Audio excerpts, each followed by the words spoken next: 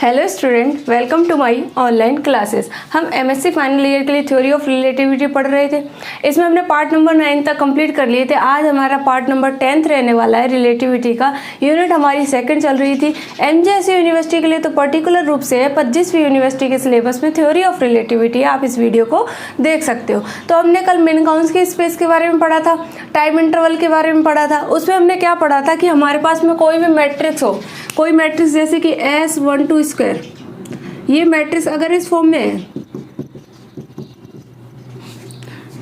-x1 - x2 का whole square -y1 - y2 का whole square -z1 - z2 का whole square, अगर कोई मैट्रिक्स हमारे पास में इस फॉर्म में थी, तो अगर S12 स्क्वायर ग्रेटर देन 0 आता है तो वो जो इंटरवल बनता है वो कैसा होता है? Time like interval.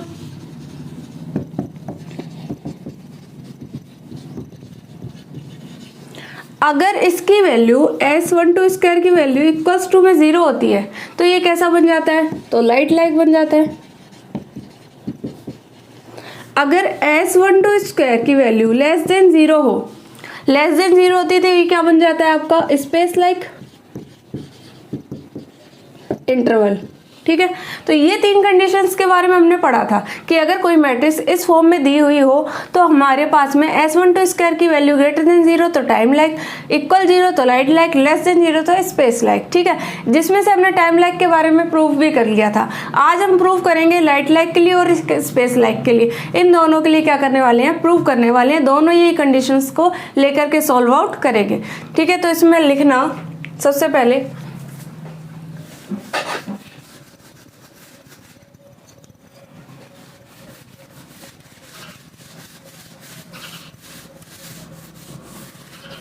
तो इसमें सबसे पहले जो हमें प्रूव करना है वो लिख लेना आप लोग। क्या प्रूव करना है? लिखना if two events, first number point time lag वाला था, इसको सेकंड नंबर बोल देते हैं। ठीक है, तो इसमें लिखना if to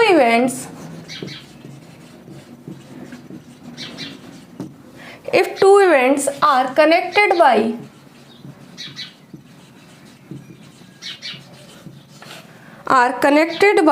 space like interval,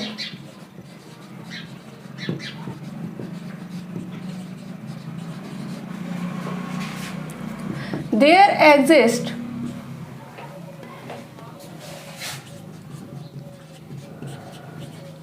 a frame in which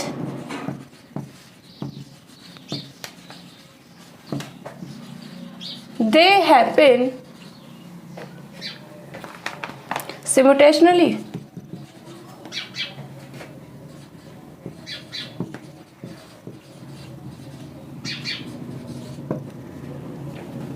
ये आ गया। ठीक है, इसका हमें क्या करना है? प्रूफ करना है। क्या कह रहा है? देखो, अगर टू इवेंट्स कनेक्टेड है स्पेस लाइक इंटरवल से, तो जैसे ही अगर स्पेस लाइक इंटरवल कोई वर्ड आता है तो आपके दिमाग में तुरंत आना चाहिए कि अपन किसकी बात करें? S12 स्क्वायर की value less than 0। There exist a frame in which happen they simultaneously. ठीक है, तो उसमें कोई इवेंट अगर होता है तो उसकी जो भी हम घटना हो रही है उसको हम फाइंड आउट करेंगे। ठीक है, तो सबसे पहले जो हमने मैट्रिक्स पढ़ी थी वो लिख लेते हैं। तो वी नो दैट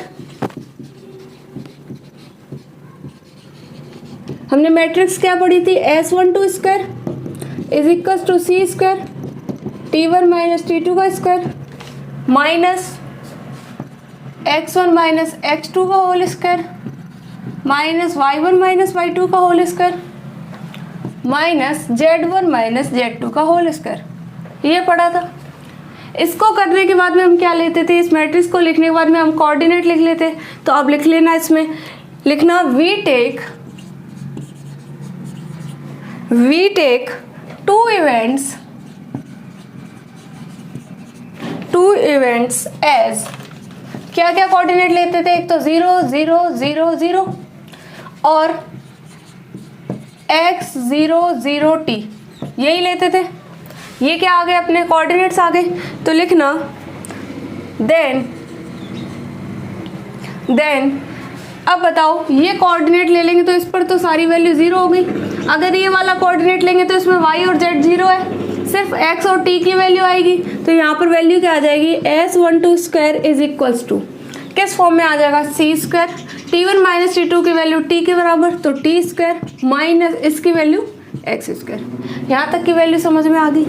अब बताओ फॉर स्पेस लाइक इंटरवल,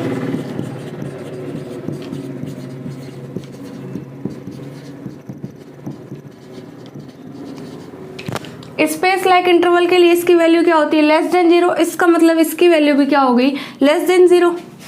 तो s12 square less than 0, then c square T square minus x square, ये वैल्यू भी क्या हो जाएगी, लेस देन 0 हो जाएगी।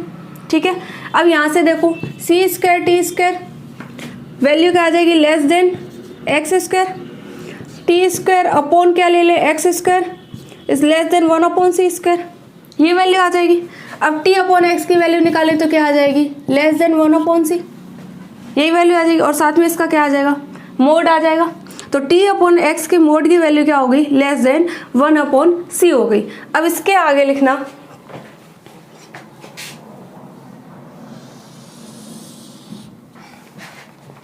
अब इसके आगे लिखना इन फ्रेम एस डैश, ये तो फ्रेम किसकी बात हो गई, एस फ्रेम की। अब बात किसकी करेंगे, एस डैश फ्रेम की। तो in frame S dash two events are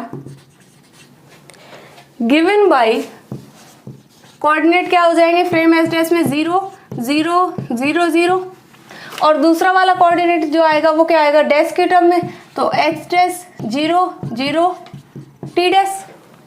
then अब बताओ क्या होगा, 0 0 0 पे ये पूरी इक्वेशन 0 हो जाएगी। डैश वाले टर्म में लिखेंगे तो ये इक्वेशन किस में कन्वर्ट हो जाएगी, तो s12 square is equals to क्या हो जाएगा, c स्क्वायर, और t1 माइनस t2 स्क्वायर की जगह क्या आ जाएगा, t डैश स्क्वायर, माइनस इसकी जगह क्या हो जाएगा, x डैश स्क्वायर। बाकी आगे वाली टर्म क्या हो जाएंगी, 0 हो जाएंगी। यहाँ तक समझ में आ गया। अब इसके आगे लिखना, बाई लॉरेंस ट्रांसफॉर्मेशन इक्वेशन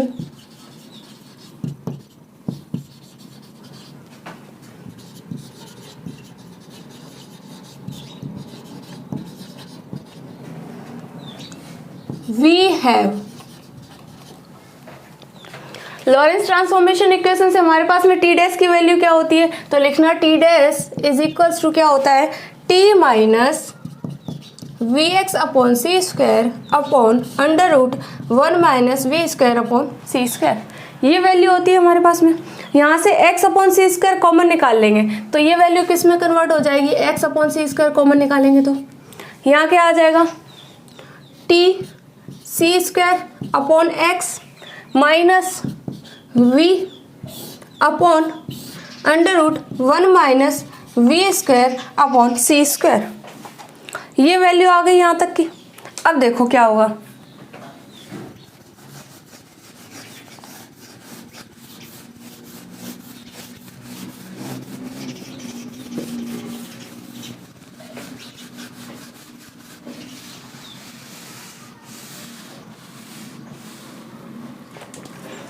अब लिखना लेट v इक्वल्स टू, हम सपोज कर लेते हैं कि हमारे पास में क्या वैल्यू आती है, t c square upon x आती है। ठीक है, ये वैल्यू आती है v के इक्वल आती है, हम सपोज कर लेते हैं, लेके चलते हैं हम इस वैल्यू को। अब बताओ जब ये वाली वैल्यू वहाँ पुट करेंगे तो टी डैश की वैल्यू क्या हो जाएगी बताना, x अपॉन सी स्क्वायर, तो ये आ गया। वो वैल्यू क्या होगी, टी सी स्क्वायर अपॉन क्या आ जाएगा, x माइनस v की जगह कौन सी वैल्यू मानी हमने, t c square upon x, और अपॉन क्या आ जाएगा, under root 1 minus we square upon C square, ये वैल्यू आ जाएगी। अब ये दोनों सेम है, इसका मतलब यहाँ पर वैल्यू क्या आ गई, 0 0 से मल्टीपल होते हैं 0, 0 में डिवाइड लगाएंगे तो फिर 0, इसका मतलब टी डैश की वैल्यू हमारे पास में क्या आ गई, 0 आ गई। अब देखो यहाँ पर हमारे पास में इक्वेशन क्या थी, s12 square is equals to, ये डैश वाली टर्म में था ना तो यहाँ पर डैश ले लेना, is equals to c square t dash square minus x dash square, ये वैल्यू आ गई। अब बताओ यहाँ से टी डैश की वैल्यू तो क्या आई है, 0 आई है, यहाँ पर पुट कर सकते हैं नाम टी डैश की वैल्यू, तो क्या आ जाएगा, s12 dash square is equals to t square t dash square की वैल्यू 0, इसका मतलब क्या हो जाएगा, माइनस एक्स डैश स्क्वायर हो जाएगा। ठीक है, अब इसके आगे लिखना x की वैल्यू यहाँ से क्या आ जाएगी, x dash is equals to क्या हो जाएगा, माइनस s12 डैश स्क्वायर, और इसकी पावर कितनी हो जाएगी 1/2। ये किसकी वैल्यू आ गई, यहाँ से x डैश की वैल्यू आ गई। अब इसके आगे लिखना this is space like interval.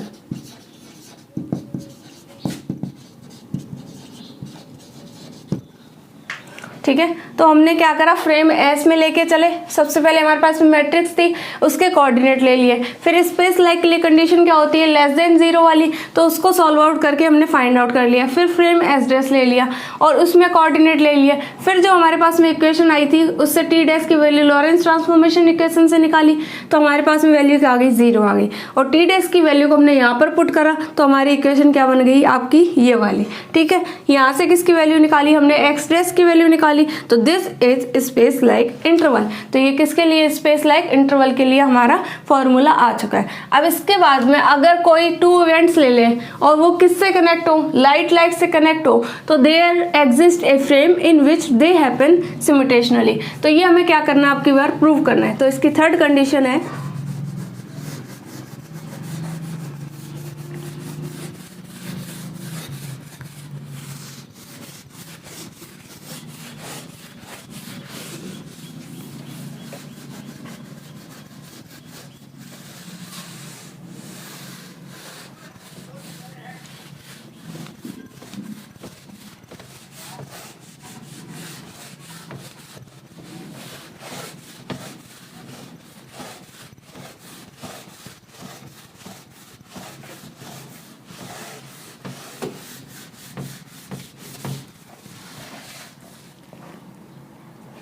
अब देखो थर्ड कंडीशन क्या है कि अब की बार में 2 इवेंट्स जो हो वो किससे कनेक्ट हो, लाइट से कनेक्ट हो, तो उसके लिए फाइंड आउट करना है। तो इसमें लिखना सबसे पहले फॉर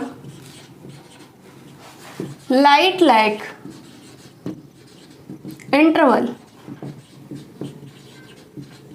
फॉर लाइट इंटरवल। देखो क्या होगा, तो अपने पास में सबसे पहले जो मैट्रिक्स होती है वही लिखेंगे। तो इसमें लिखना प्रूफ में we know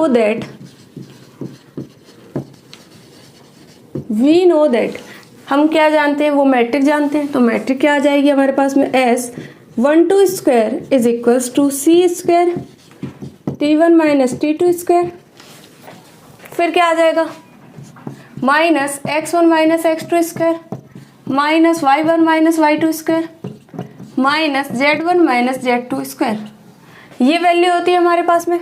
अब बताओ क्या लेते हैं, सबसे पहले फ्रेम एस में कोऑर्डिनेट्स ले लेते हैं। ठीक है, तो लिखना लेट द कोऑर्डिनेट्स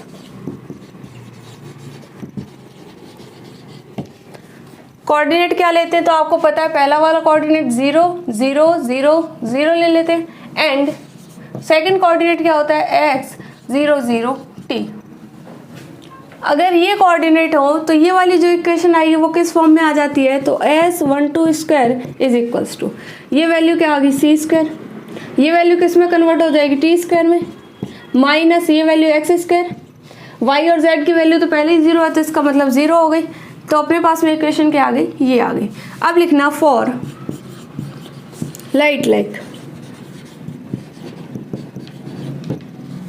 अब लाइट इंटरवल हो तो इसकी वैल्यू किसके इक्वल आती है, तो आप कहोगे 0 के इक्वल आती है। इसका मतलब S12 square is equals to C square T square minus x square is equals to 0।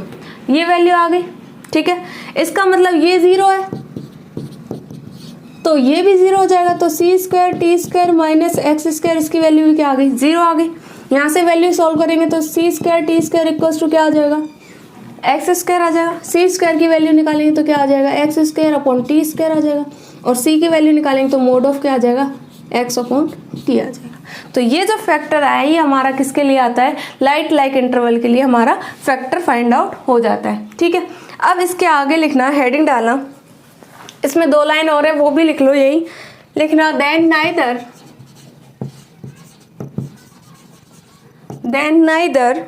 x dash nor t dash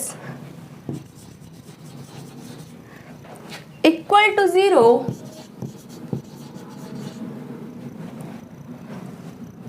equal to 0 by mod of v less than c। ठीक है, ना तो क्या हो सकता है x डैश 0 हो सकता है, ना t डैश होगा। ठीक है, then neither x nor t dash equals to 0 by mod of v is less than c। तो इस तरीके से हमने लाइट लैग के लिए सॉल्व कर लिया। तो बहुत ही सिंपल है। आपको सबसे पहले एक मैट्रिक्स लेनी है। अगर टाइम लैग लेगा तो इसकी वैल्यू ग्रेटर देन 0 आ जाएगी, लाइट लैग लेगा तो 0 आ जाएगी, और स्पेस लैग लेगा तो इसकी वैल्यू क्या आ जाएगी, लेस देन 0 हो जाएगी। और तीनों को सॉल्व आउट करके हमने वैल्यू फाइंड आउट कर ली। तो ये किसके लिए था, फॉर लाइट लैग इंटरवल के लिए। अब नेक्स्ट हेडिंग डालना,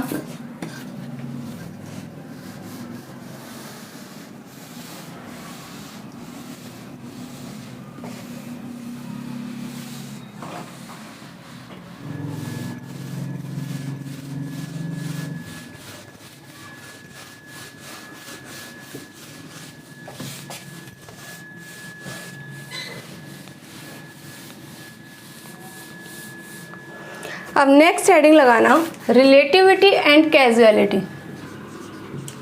रिलेटिविटी एंड कैजुअलिटी।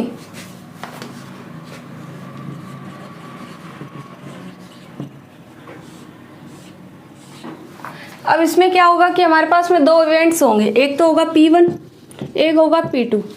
ठीक है, अब ये वाला जो है, अगर ये T1 टाइम पे हैपन होता है, ये T2 पर हैपन होता है। ठीक है, अगर ये दोनों एक के बाद एक हैपन होते हैं तो उनको हम क्या कह देंगे, कैजुअली रिलेटेड कह देंगे। जिसमें P2 जो होता है वो फ्यूचर होता है किसका, P1 का। अगर ये अलग अलग फ्रेम ऑफ रेफरेंसेस में होते हैं, और अगर ये किससे कनेक्टेड हो, या तो टाइम लैग से कनेक्टेड हो, या कह सकते हो आप किससे कनेक्टेड हो, लाइट लैग से कनेक्टेड हो। ठीक है, अगर टाइम लैग से हो या फिर लाइट लैग से हो, तो इनके बीच में जो भी रिलेशनशिप होगा, पास्ट फ्यूचर रिलेशनशिप, वो क्या होगा, फ्रेम ऑफ रेफरेंस पर क्या नहीं करेगा, डिपेंड नहीं करेगा। तो इसमें हम यही पढ़ेंगे। तो लिखना इसमें, लिखना to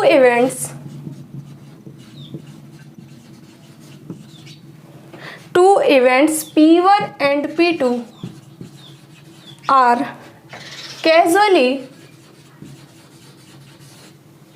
casually related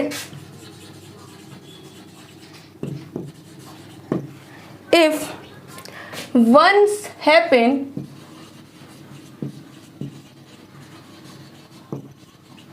after the other। एक के बाद एक क्या होते हैं, हैपन होते हैं, तो उनको हम क्या कहेंगे, कैजुअली रिलेटेड कहेंगे। इसके आगे लिखना 10 if P1 happens at the time T1 and P2 happens at the time T2, we can say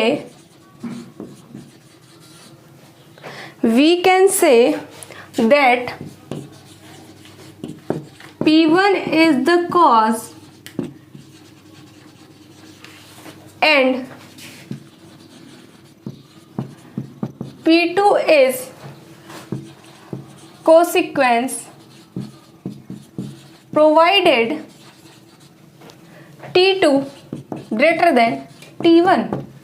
क्या कह रहा है कि अगर अपना जो इवेंट P1 है वो किस टाइम पर हो, T1 टाइम पर हो, और P2 किस पर हैपन हो, T2 टाइम पर हैपन हो, तो we can say that P1 is the cause and P2 is the consequence provided T2 greater than T1। इसके आगे लिखना, this definition of course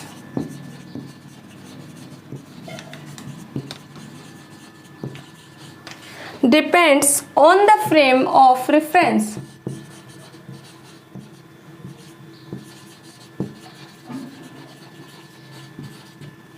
on the frame of reference. ठीक है, तो ये वाली जो डेफिनेशन है वो किस पर डिपेंड करती है, फ्रेम ऑफ रेफरेंस पर डिपेंड करती है। अब हम इसकी एक और डेफिनेशन लिखेंगे जो कि क्या करेगी, फ्रेम ऑफ रेफरेंस पर डिपेंड नहीं करेगी। तो इसके आगे लिखना, if the space time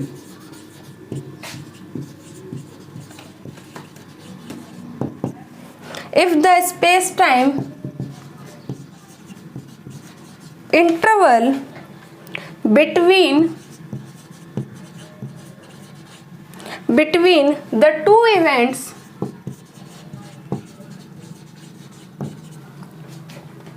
be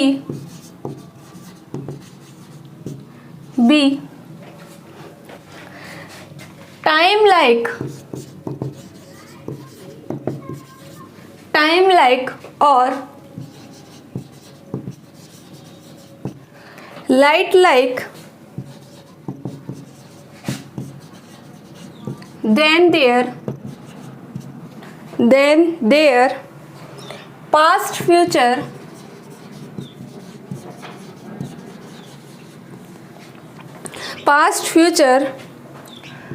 relationship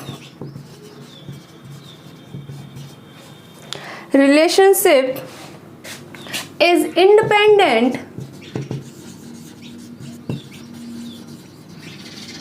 independent of frame of reference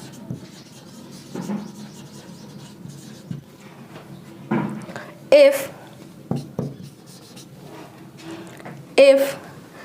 P1 is a event in S, then P2 is the future of P1 in S as well as S dash।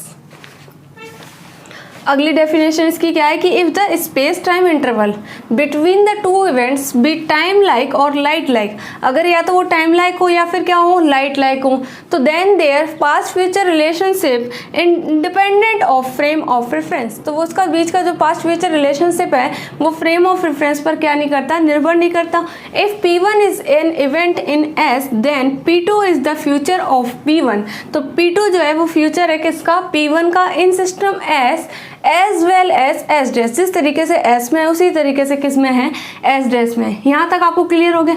अब हम क्या जानते हैं, matrix जानते हैं ना, तो लिखना वी नो दैट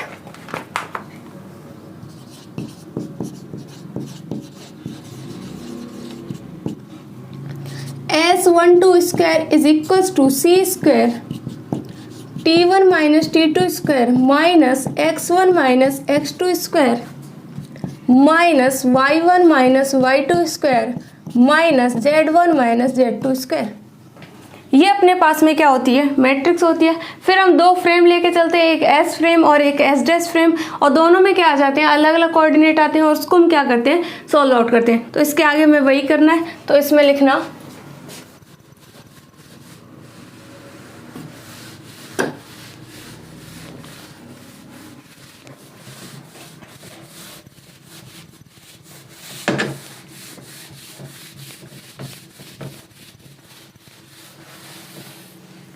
इसके आगे इसमें लिखना लेट अस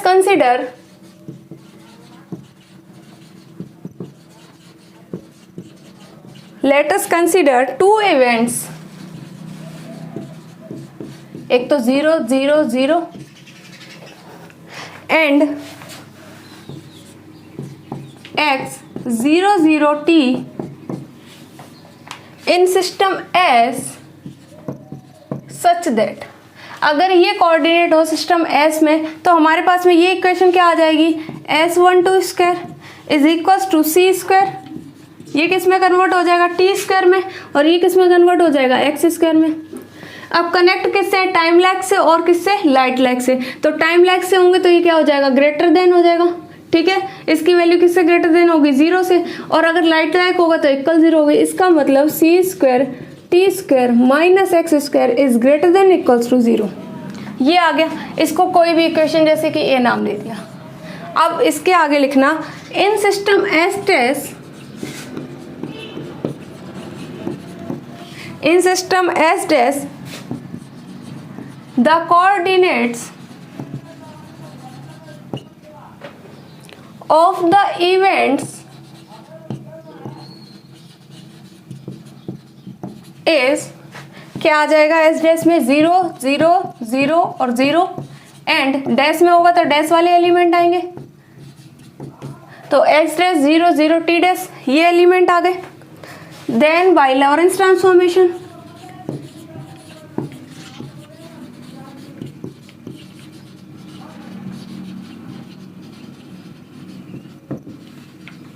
लॉरेंस ट्रांसफॉर्मेशन से टी डैश की वैल्यू क्या होती है, t minus we x upon C square upon under root 1 minus we square upon C square. ये वैल्यू होती है लॉरेंस ट्रांसफॉर्मेशन इक्वेशन से किसकी, टी डैश की।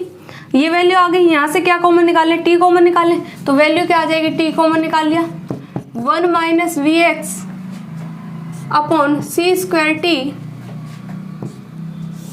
Upon under root 1 minus we square upon C square. ये value आ गई। लिखना from equation A, from equation A we have देखो यहां से ही वैल्यू क्या आ जाएगी, C square T square greater than equals to क्या हो जाएगा, एक्स स्क्वायर, फिर C square greater than equals to क्या हो जाएगा, X square upon T square, square हट जाएगी तो क्या आ जाएगा, C is greater than equals to mod of X upon T. ये वैल्यू आ गई यहां से, ठीक है। अब इसके आगे लिखना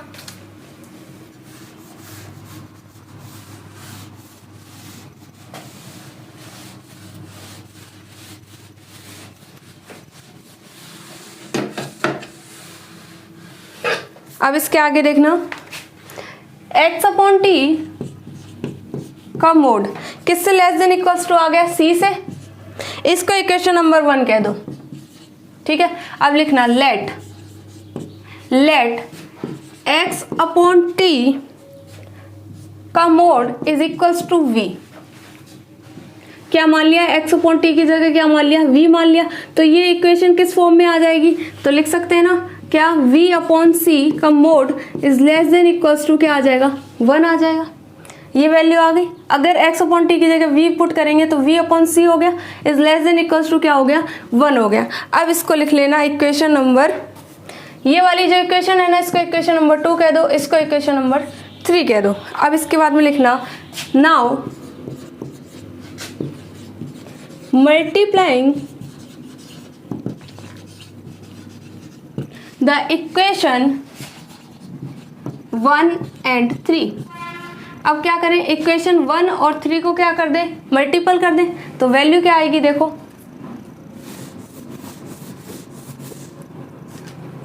मल्टीपल होगा तो x upon t v upon c is less than equals to क्या आ जाएगा, c डॉट 1। मल्टीपल कर लिया, ये वैल्यू क्या हो जाएगी, x we upon c t is less than equals to क्या आ जाएगा, c। ये वाला c अपॉन में आ सकता है ना, इसका मतलब X we upon C square T is का mod is less than equals to क्या आ जाएगा, 1 आ जाएगा, ठीक है। और ये वैल्यू क्या आ गई, लेस देन 1 आ गई। इसका मतलब देखो जो हमारी टी डैश वाली वैल्यू थी अब उसमें वैल्यू पुट करेंगे, तो लिखना t dash is equals to क्या आया था, t minus we x upon C square और 1 minus we square upon C square का रूट, ये वैल्यू आती थी। और हमने टी कॉमन निकाल लिया था, तो टी कॉमन निकाला तो ये वैल्यू क्या बन गई, 1 minus we x upon C square T और अपॉन क्या हो गया, under root 1 minus we square upon C square. अब X we upon C square T की value less than equals to 1 है, इसका मतलब ये पूरी की पूरी वैल्यू क्या होगी, ग्रेटर देन होगी, ठीक है। तो क्या लिखेंगे, 1 minus we x upon C square T is greater than 0। किससे बड़ी होगी, 0 से बड़ी होगी। लेस देन इक्वल्स टू 1 है, या तो ये 1 के बराबर है या फिर 1 से छोटी है, इसका मतलब ये पूरी की पूरी वैल्यू जो है वो किससे बड़ी है, 0 से बड़ी है। अब इसके आगे लिखना देन क्लियरली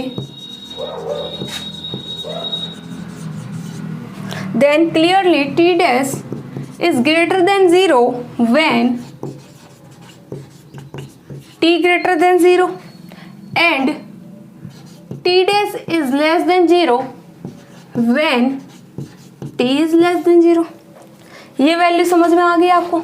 तो हमने क्या करा कि सबसे पहले मैट्रिक्स ले ली, उस मैट्रिक्स को हमने किस किस से कनेक्ट करा, टाइम लाइक से और किससे, अपना लाइक से। जब उसको कनेक्ट करा तो हमारा साइन कौन सा आ गया, ये वाला साइन आ गया, उसको हमने सॉल्व आउट कर लिया, लॉरेंस ट्रांसफॉर्मेशन इक्वेशन लगाई, इसको सॉल्व करके इन दोनों को मल्टीपल करा, मल्टीपल करने पे ये फॉर्म आ गई। अब इसकी value less than equal to 1 है, इसका मतलब इस पूरी टर्म की जो वैल्यू होगी वो ग्रेटर देन क्या होगी, 0 होगी।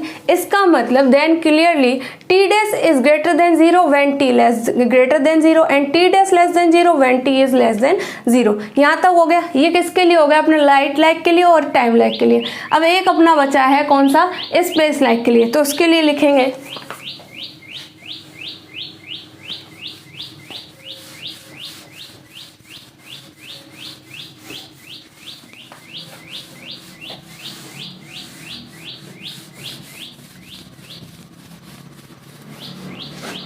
अब लिखना let the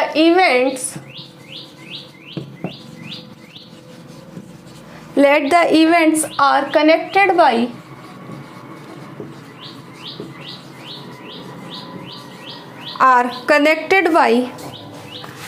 space like interval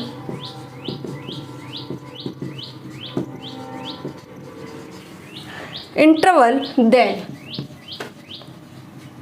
देखो अगर ये किससे कनेक्ट हो, स्पेस लाइक से कनेक्ट हो, तो S12 square is equal to क्या होता है हमारा, C square T square minus x square. अगर स्पेस लाइक से होगा इसका मतलब S12 स्क्वायर की वैल्यू किससे छोटी होगी, 0 से छोटी होगी। इसका मतलब इसकी वैल्यू भी किससे छोटी हो गई, आपकी लेस देन होगी 0 से। यहाँ तक आ गया। तो C square T square less than क्या लिख सकते हैं, एक्स स्क्वायर। फिर C square is less than क्या आ जाएगा, X square upon T square. और सी को क्या लिख देंगे, less than X upon T. ये वैल्यू आ गई। तो हमने क्या करा, स्पेस लाइक इंटरवल के लिए कनेक्ट होगा तो इसकी वैल्यू लेस देन 0। अगर इसकी वैल्यू इज लेस देन 0 इसका मतलब इस टर्म की वैल्यू भी लेस देन 0 आ गई। ठीक है, एक्स स्क्वायर को यहाँ लेके आ गए, फिर अपॉन में टी स्क्वायर आ गया, सी की वैल्यू निकाली तो एक्स अपॉन टी आ गई। अब इसके आगे लिखना let x upon t is equal to क्या ले लेते हैं हम, एन सी ले लेते हैं। ठीक है, वेयर एन ग्रेटर देन क्या है, 1 है। Then in any reference frame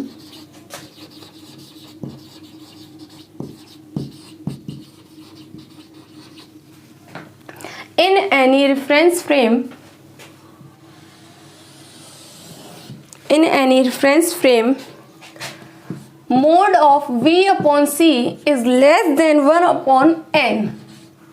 अगर ये वैल्यू हो, अगर किसी एक रेफरेंस फ्रेम में अगर हम मोड ऑफ v अपॉन सी की value less than 1 upon n ले लेते हैं तो इससे क्या रिजल्ट निकल सकते हैं, तो इससे रिजल्ट क्या निकल सकते हैं, तो लिखना then 1 minus we x upon C square T is greater than 0।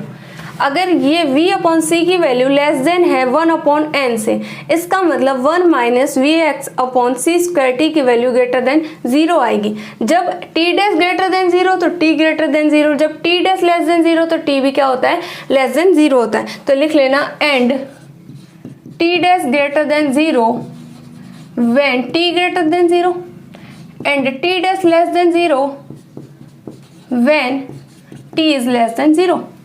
एक तो ये कंडीशन हो गई अगर क्या हो किसी रेफरेंस फ्रेम में v अपॉन सी की value less than 1 upon o। अब सेकंड कंडीशन क्या हो सकती है, तो लिखना इफ फॉर ए रेफरेंस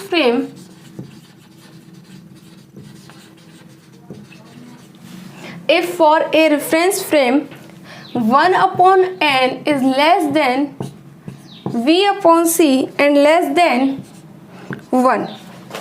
अगर किसी भी रेफरेंस फ्रेम में आपकी बार कंडीशन क्या हो कि 1 अपॉन एन की वैल्यू लेस देन हो v अपॉन सी से और इसकी वैल्यू लेस देन हो किससे, 1 से, तो हमारे पास में क्या कंडीशन बन जाएगी, देन जब 1 अपॉन एन बड़ा था तो ये ग्रेटर देन 0 आ गया। अब 1 अपॉन एन छोटा है किससे, v अपॉन सी से, इसका मतलब इसकी वैल्यू क्या हो जाएगी, less than 0।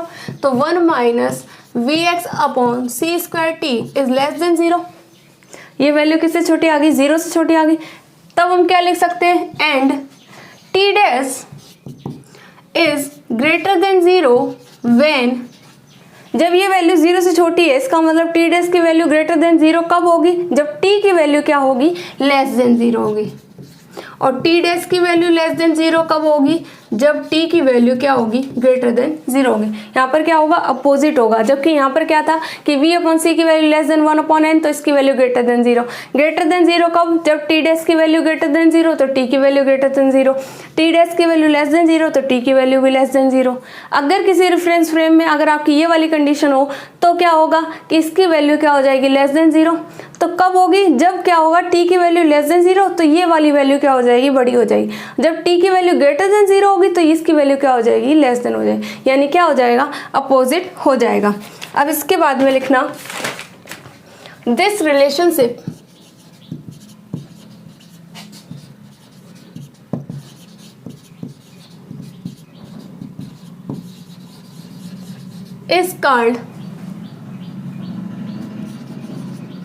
is called the relativity or causality.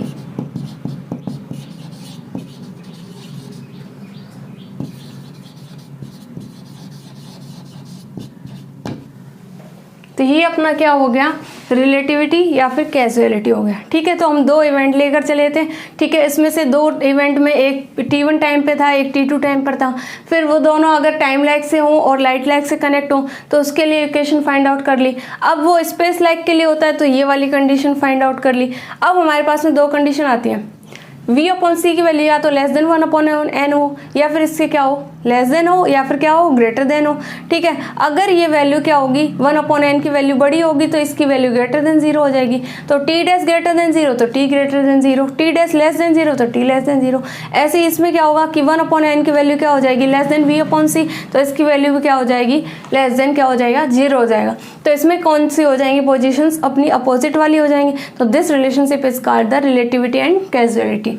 तो आज की वीडियो में हमने कौन कौन से टॉपिक्स देख लिए? एक तो रिलेटिविटी एंड कैजुअलिटी देख लिया, एक हमने कौन सा देखा था? स्पेस लाइक इंटरवल देखा था, और एक देखा था अपन ने लाइट लाइक इंटरवल।